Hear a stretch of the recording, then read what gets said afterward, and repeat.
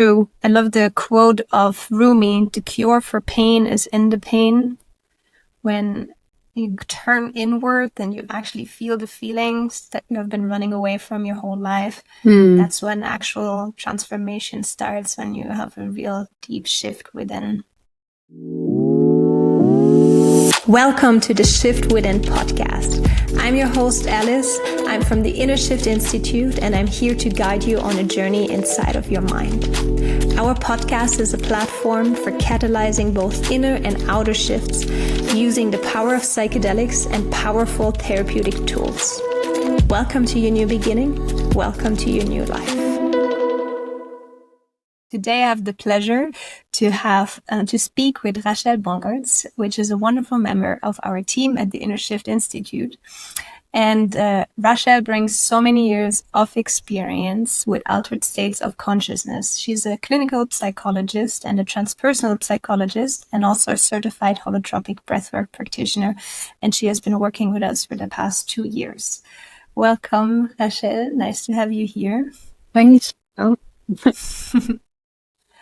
So today we want to speak about the root causes of mental health issues such as depression, anxiety, and other mental health issues that people face, and that we work with people that they come to us at the Inner Shift Institute and have psilocybin sessions. And today we want to talk about how psilocybin sessions help people with mental health issues, and also about the root causes of mental health issues.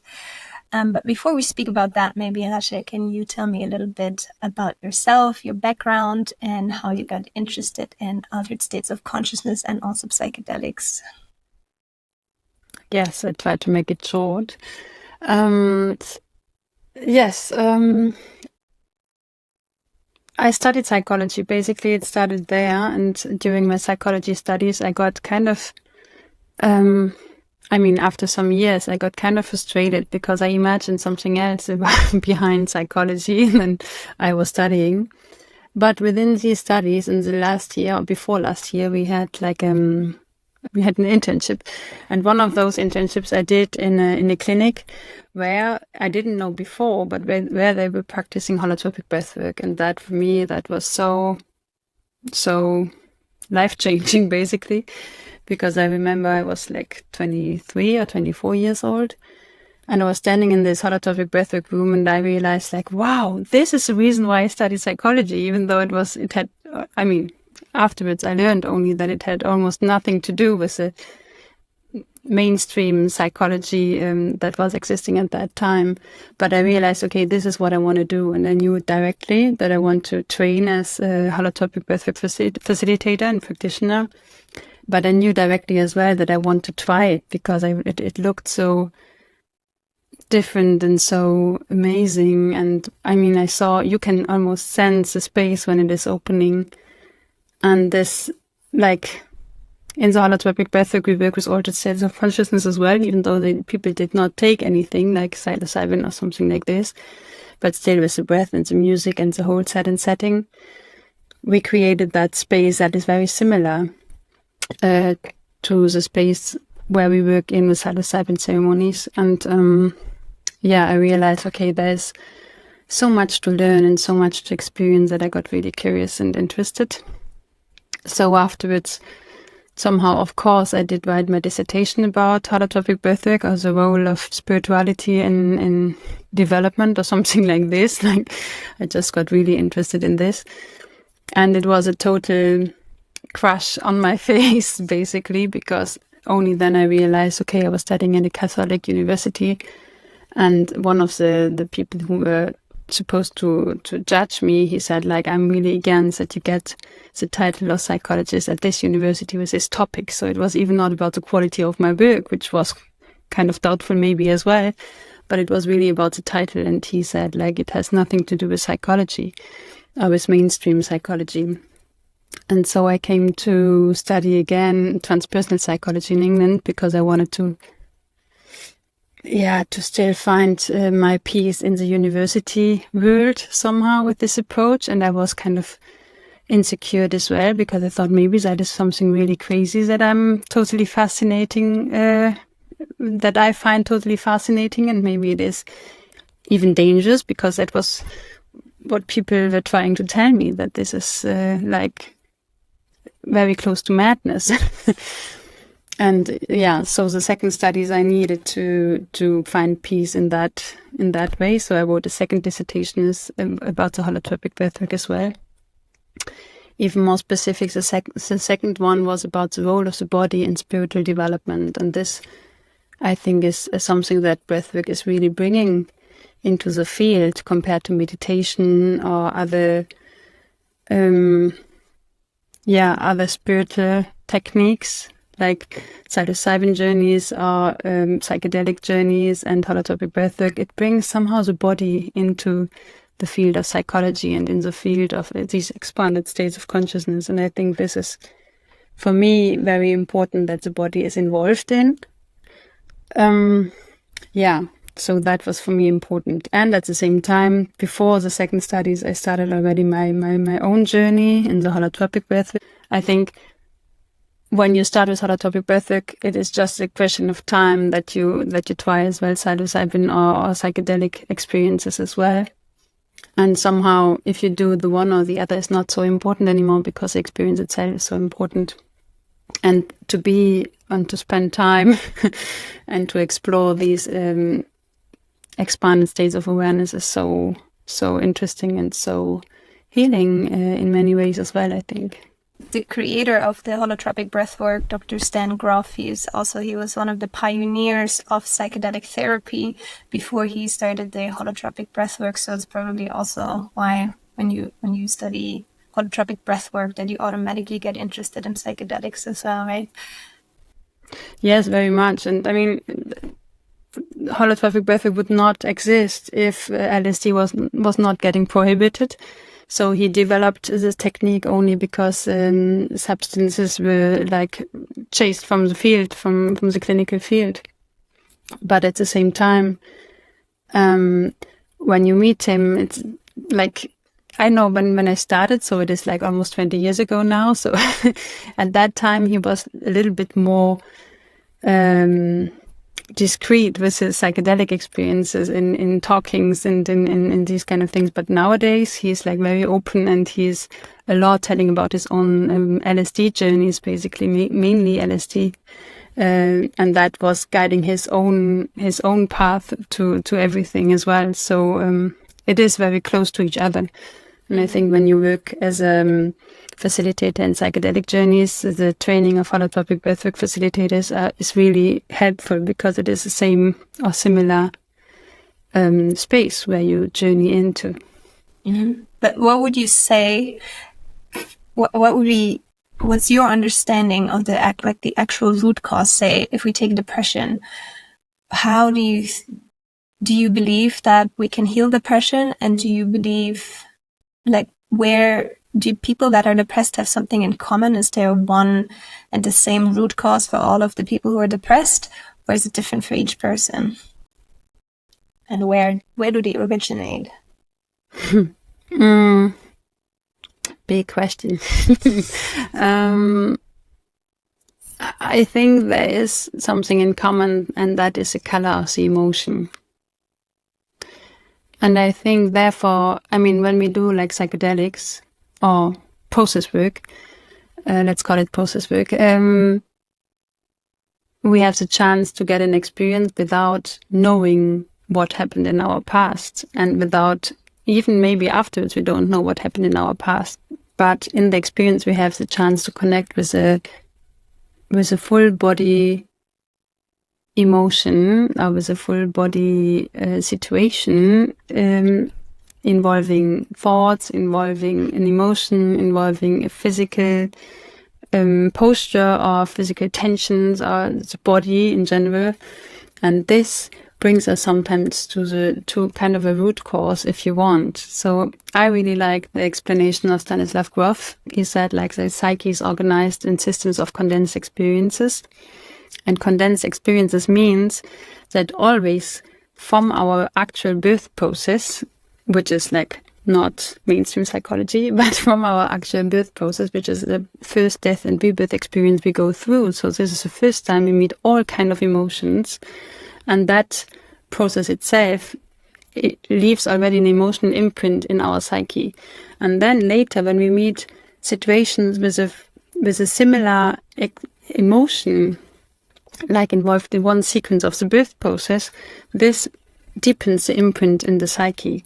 So somehow, even depression we can treat like a feeling or like some kind of experience that has a specific flavor, a specific color. And whenever we re-meet this experience with this flavor, this color, the imprint in our psyche gets bigger, and so it gets more space inside of us, and it gets more dominant in defining us as a person. And so, if you want, depression could be like a one of these system of condensed experience where all kind of experiences are connected throughout our lifetime with this similar flavor and taste. And so the healing is not happening. I mean, could maybe happening, I don't know, but we don't have to analyze each specific situation where this emotion was evolved, but we have to feel it. So therefore psychedelic experience is so cool, because and so fast somehow, or it can be so fast, because we have the chance in this altered state of consciousness to reach this subconscious complex in itself and to just feel it. And when we just feel it without too much story on it, and without going in our patterns that we do to not feel it, then it can be that it is kind of that the whole block, the whole system of condensed experience can be like liberated somehow. And then maybe we have that experience like, oh wow, I know this feeling from this situation, from the separation from my mother after the birth, from the separation with my partner, my first partner, or whatever. And when my first dog died, I don't know, we have so many experiences with the same flavor.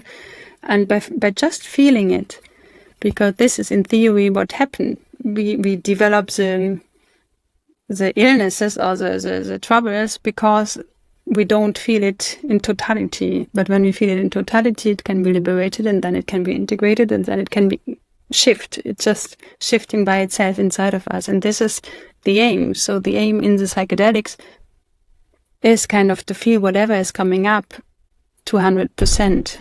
And when we feel it really much, it is shifting by itself. And this, when you witness this is beautiful. And when you experience it, it's even more beautiful, I think. And it is so funny enough, it is so easy when you do it. And it's so complicated when you don't do it, and when you run away from it a whole lifetime, and it's so, yeah.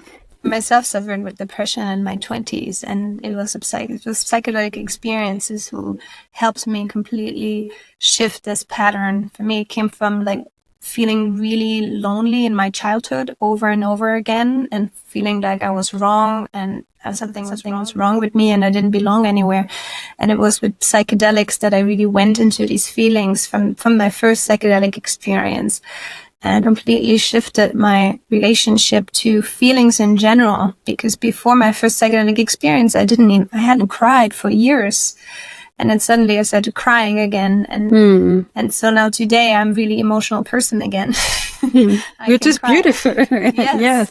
Like not overly emotional, just like I cry when I see a sad movie, or when somebody tells me something sad, I have tears in my eyes. And for like 10 years, I was completely cut off from my emotions. And that, of course, can lead to a depression, because you just stop feeling and you just feel numb all the time.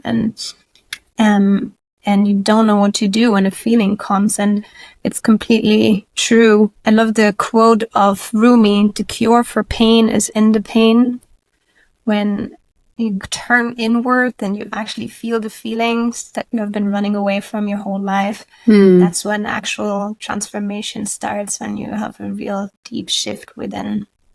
This is one of my biggest learnings as well, and one of the first learnings as well, that there is no negative and no positive emotion. It is just, when you open to all kind of emotions, it is just flowing. I mean, everything is passing anyway. So the good things are passing, the bad things are passing. And the more you experience it in its totality, it is shifting by itself. And I think this is why I say it is so easy, because it is not that you analyze and you imagine a shift and you know how it should be and so on. And just by feeling it and finding peace with it and accepting it, that it is there, it is going. So it is, I think, very beautiful to just open to all kind of emotions and to let it flow. Yes. It can, at the beginning, it can still feel a bit challenging if you have not felt your emotions for many years. I mean, it's the easiest way, but it can still feel challenging. But I do feel like not for everyone, but for many people, the psychedelic experience makes it easier to feel. Like me, for example, one time I was on a magic mushroom journey, and I had always so much trouble to feel anger.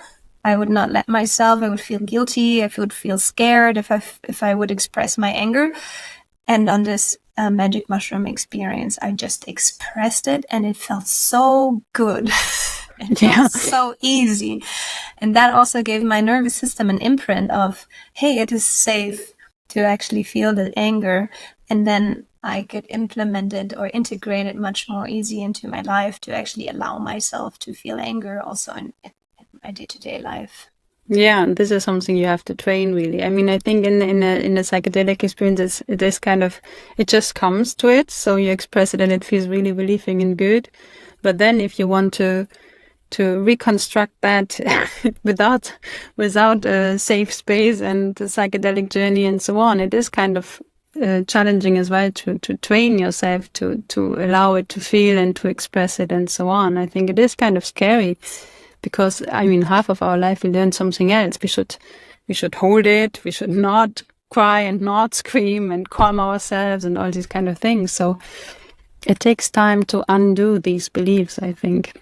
Definitely. But the direct experience of the change it can bring is really fastening the process, I think, very much. And I also believe that if you use the weeks right after the psychedelic experience to actively change the pattern because of the neuroplasticity that the psychedelic creates in your brain, it does become easier to change the pattern, even though it's still not easy, but it makes it easier because, like to activate regions in your brain that are usually not active. Mm-hmm.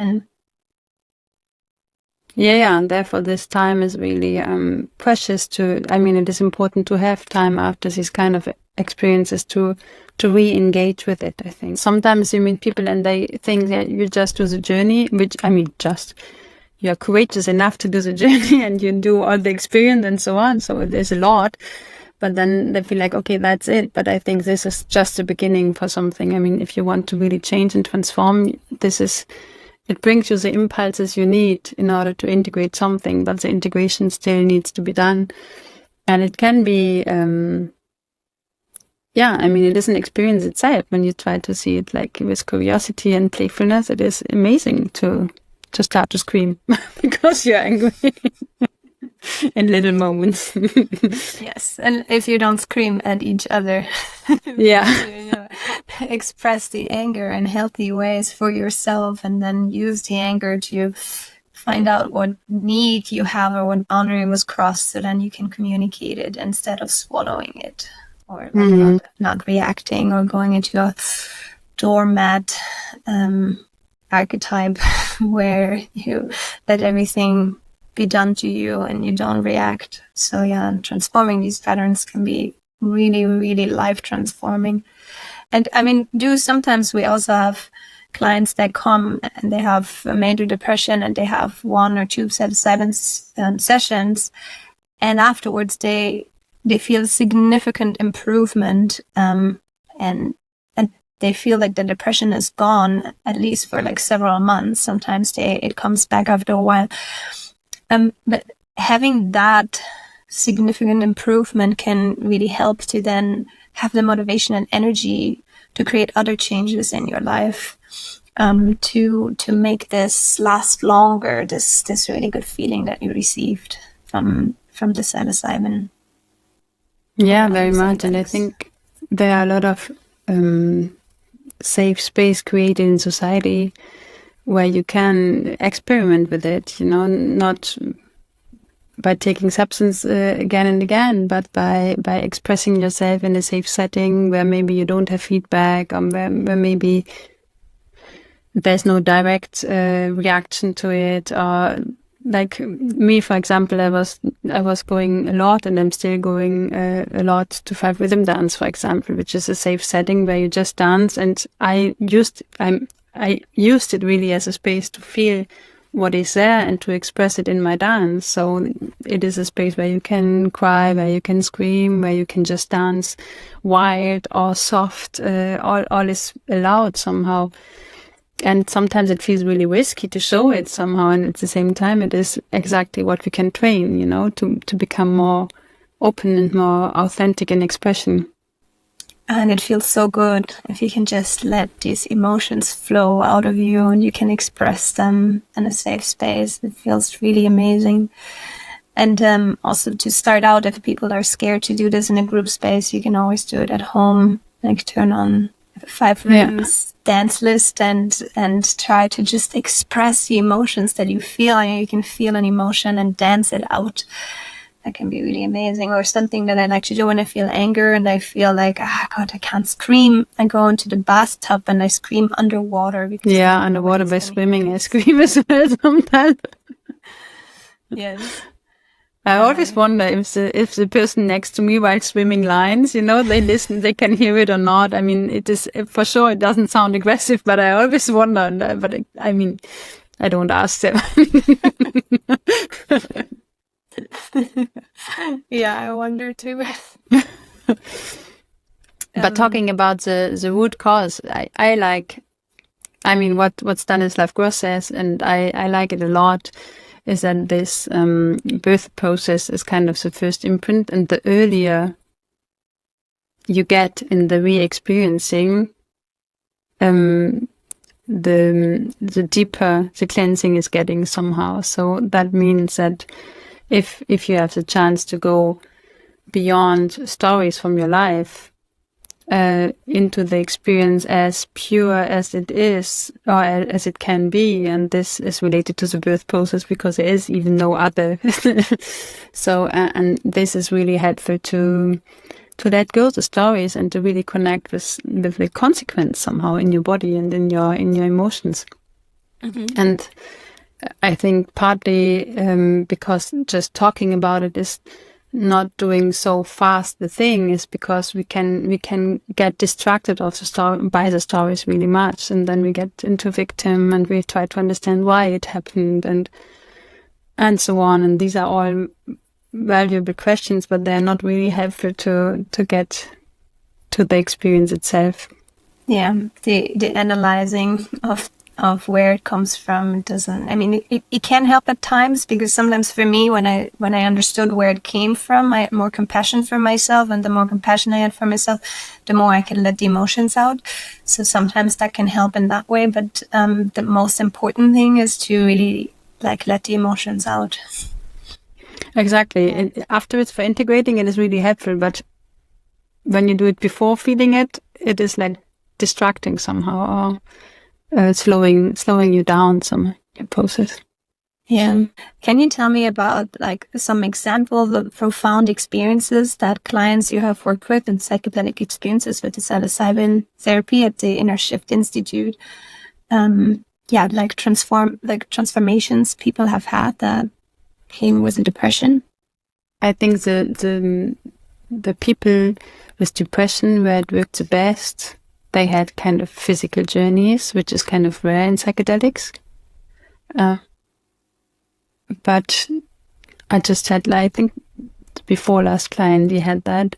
He had a very physical journey, and he was suffering from severe depression, but it was so physical, and I felt like, while witnessing his experience, I felt like all the stuckness in his body got shifted somehow. It was like, and he had to move his body. He explained me later, it was amazing because it was almost more powerful than him. He didn't try to fight against it, but he had to move his body in really strange ways, and especially the core region, sometimes he was he was having a lot of tension then, and a lot of trembling, and it looked kind of spectacular, but to the outside as well. But I had the feeling when the core body pattern from depression is involved, this is the most effective psychedelic journey for depression. I don't know if you can call it like this, because I mean, one thing about the psychedelics is that it is you never know what you get somehow, so it is kind of a surprise. And but I think in these sessions, when depression was really the theme of the journey, the physical body was involved, and I think this was creating kind of a shift, because it was relieving energy that was really stuck for a long time beforehand. Mm-hmm. And I think my very first psychedelic facilitation that I did with the Inner Shift Institute was the same. There was anger involved as well, and she was even screaming, and this is rare, I feel, in psychedelic experiences, but she was even screaming, but she had as well a lot of tension in the body, and she had to fight again that tension. And I think both reported that was very liberating somehow. There's a physical movement, if you want, so. Yeah, and in my psychedelic journeys, I also had to do a lot of screaming. I also feel like depression is the stagnation energy, and anger can move that. So if you go into the anger, then you feel like life force energy flowing through you again. And many people who are depressed have cut themselves off their anger, or have a very troublesome relationship with anger. Some people, they do have an anger problem, but they don't know how to be with their anger, so they do lash out in anger, but then they feel resentful afterwards, so they suppress their anger again. And it's really important to create that healthy relationship with the anger. I believe, from healing my own depression and also working with lots of people with depression. And it's interesting that you say that these psychedelic experiences were so how do you say that, body oriented? They were very physical. I had a client, and she had the depression, and she felt the journey started, and she felt like there was cement on her body. There was like her body was cemented in. And I was with her, and I guided her through, and I asked her to allow this to be there and to make it bigger. And then the cement turned into a dancing bear. And for the rest of her psychedelic journey, she had this dancing bear who was teaching her how to be joyful again. And she came out of this session, and she was completely changed. And I also spoke to her after, like a year after, and she still felt really good. And she had this dancing bear. Each time she would go back into a pattern of depression, she would just remember that it was physical with a visual of this dancing bear, which also brings in some humor. So I do believe that many people who have depression at least have a physical element in their journey. I mean, if it was a parallel between the birth process, depression would be in the second phase of the birth process, and this is the moment when the contraction is starting, but the cervix is not open yet. So there's a lot of pressure, but there's no way. And they cannot go backwards, and they cannot go forward, so there is total stuckness. And this seems to be eternal, because they don't know that the cervix is going to open at one point in time. So there, Stanislav Grof is putting depression in that storyline somehow of the birth process. And for me, therefore, the birth process is really helpful, because it is so understandable somehow. What kind of feeling can be created by this physical precondition of the birth. And the second phase is it's really not nice to experience. And often it is exactly about, the aim is really to experience only that, even no resolution. So I think to accept the cement on your body, or to accept the stuckness or the stagnation, or even numbness. Sometimes numbness comes really over you, and people feel like very numb in the psychedelic journey. And the aim is really to accept it and to feel it, and to have kind of a self-compassion that there is no other solution, and it is like this, and it feels not nice. And then often it is like shifting, sometimes with anger and with a lot of fire somehow, and sometimes just with movement, but it is shifting, and the energy gets flowing again.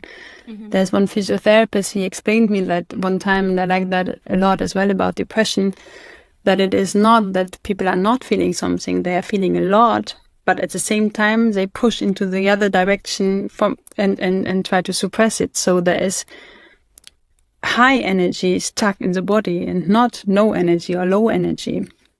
And this is like, I think, a helpful understanding of depression, even when you have depression, that you understand there is a lot of emotion, there is a lot of energy, it just can't get out and doesn't find its way. Yeah, that's exactly how I felt too when I was depressed. Like, I was not aware of it in the moment, but then with the psychedelic experiences and everything that came out in the psychedelic experiences, I realized, like, oh my God, I was holding so much inside of myself. And I also want to just say, like, that's why it's so important to have like a psychedelic experience with a facilitator, because when you share about the birth process, many people actually re-experience their birth process on a psychedelic. And if you have no facilitator next to you who knows that what you're going through or can guide you, in some moments you can re-experience that extreme pain, stagnation, or terror even. And it could create actual panic in you if nobody is there to guide you through. And that's why it's so important, and we would never recommend to do this completely on your own. It can go really well in some cases. Many people have good experiences on psychedelics, but there's a risk that you actually go into a real deep trauma that you don't even know you've had because you were so suppressed, or like where you re-experience some really intense pain that you didn't even know you had. And so it's very important to have somebody next to you who can also create that feeling of emotional safety, so that you can then move through this and actually be liberated from it. Yeah, and I think, some people think, yeah, but I don't have these kind of problems, and maybe because you don't have a psychiatric diagnosis or like a real issue. We all are born. We all had to go through this process, so we all have the imprint in our body for everything. So, and in not only in our body, in our soul, if you want. So I think, like when we talk about trauma, there's as well this trauma of omission, where you are just alone when you should not be alone, and this is not to be repeated. So whenever you hit this spot of big pain or loneliness or abandonment or something like this, you should not be alone at that moment, because then we always say in the holotropic breathwork realm that this is the difference between re-traumatization and healing, is the presence of somebody else. So the possibility to ask for help, even if you don't ask for help, that it is possible and that somebody is there where you could get a hand, get a hug, get an advice, get something. This is a difference. So you're not alone. Mm-hmm. That's why it's also so important to make sure that you get the right psychedelic facilitator, because me, myself, when I started on my psychedelic journey, I was in an ayahuasca ceremony and I went through intense pain and terror, and I called for help from the shaman, and I just wanted to have her hold my hand. That was all I needed. And she said, no, you have to go through this alone.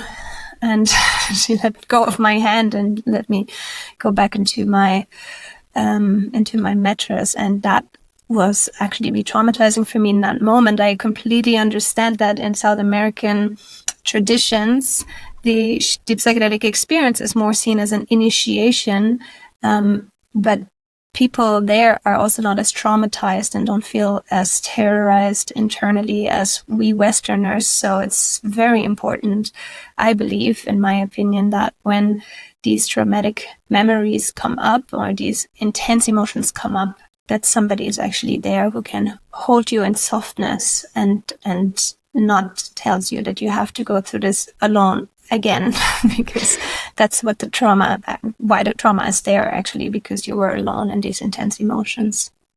I think this is especially with ayahuasca, because it is most of the time a very traditional approach, which is beautiful in itself. I mean, I would not miss my ayahuasca experiences, but I think it is, especially with ayahuasca, especially when you are not in Europe or when you don't have a Western approach, it is really good to have some experiences beforehand, so that you know the space and you know a little bit how to navigate, because I hear that again and again, that some experiences in South America with ayahuasca were really traumatizing. And sometimes we have to work a lot, and we do a lot of integrative experiences in order to heal that split that happens when you are alone in these moments. Yeah, thank you so much for this conversation. Is there something else that you would like to add as we're wrapping up? I think the most important is that, and I think for me it is very important and beautiful, especially as psychologists, to see that all of us have the same baseline somehow, and it's just an accumulation of experiences that makes a difference between when producing or becoming ill or having troubles to function and not. So I think we have all the residue in us, and therefore there is no need to be totally scared about these illnesses as well, because I think the solution is in us as well. Absolutely, I completely agree. And after guiding so many people and having seen so many deep shifts and in mental health issues that, the clinical model says they're not, there's no cure for depression, but I have actually seen so many people getting a significant improvement or an actual cure from depression. And so, yeah, I think that is really beautiful how we're changing that landscape as well. And I think, when you get sensibilized for your own tendency, then this is all you can get, and then you can notice it much earlier, and so you don't have to go always the whole round into the full circle of depression, into the full circle of feeling bad and feeling guilty and all these kind of things that we do. And I think maybe there's no cure in it, in the way that it is never stopped totally, but we can learn so much in psychedelic experiences that help us to recognize it much earlier, and to not go the full circle and again and again and again. So I think this is beautiful, and it's life-changing, really. Well, thank you so much, Rachel, for our conversation today. That was super interesting. So I wish you a wonderful day. Thank you for listening, and I hope to see you here again soon. Thank you. Thank you for listening to the Shift Within podcast. If you enjoyed today's episode, be sure to subscribe for more insightful conversations. Keep asking, keep understanding, keep shifting within, and see you next time in the next episode.